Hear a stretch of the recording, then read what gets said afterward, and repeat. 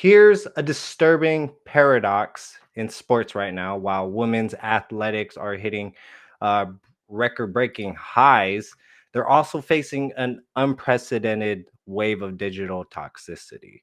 According to recent NCAA findings, female athletes are getting hammered with 3 times more online abuse than their male counterparts during major tournaments. And we're not just talking about mean tweets, we're seeing death threats, racist attacks, and sexual harassment sliding into DMs like it's no big deal. But here's what's really messed up.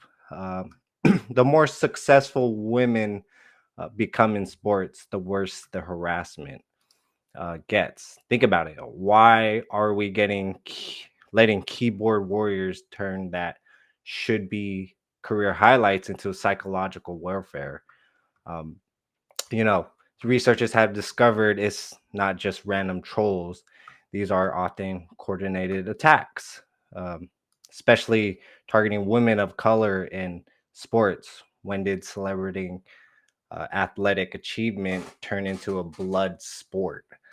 Additional facts in the article: the NCAA is now using AI to track online harassment.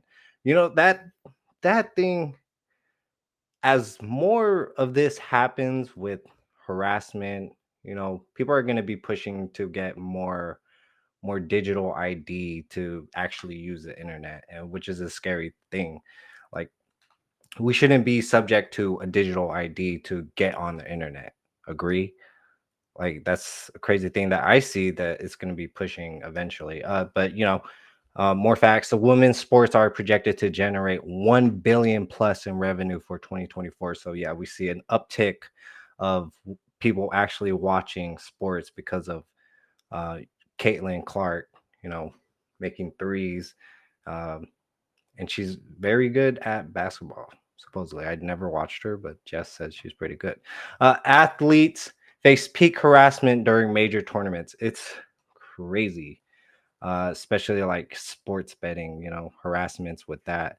Some platforms are testing new abuse prevention tools. Just mentioned that with AI. Many athletes are forced to hire digital security teams. Um, Now they got to face other situations online instead of actually focusing on the games. And some people just quit social media entirely because they couldn't handle it. Players of color face intersectional abuse. um, I don't know why this is still happening. Mental health support services are being expanded.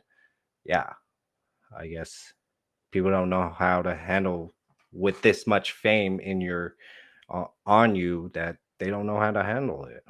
And it sucks because all this achievements and stuff does come with a negative cost. Like, how are social media platforms addressing escalating problems? Like we just said, AI, potentially maybe digital ID to use internet. That's I could see that push. you know Internet's such a free thing that everyone could keep going on to it, and keyboard warriors, and everyone's just like typing away, like not giving a damn. And people are so bold nowadays behind the screen. Like, what the hell?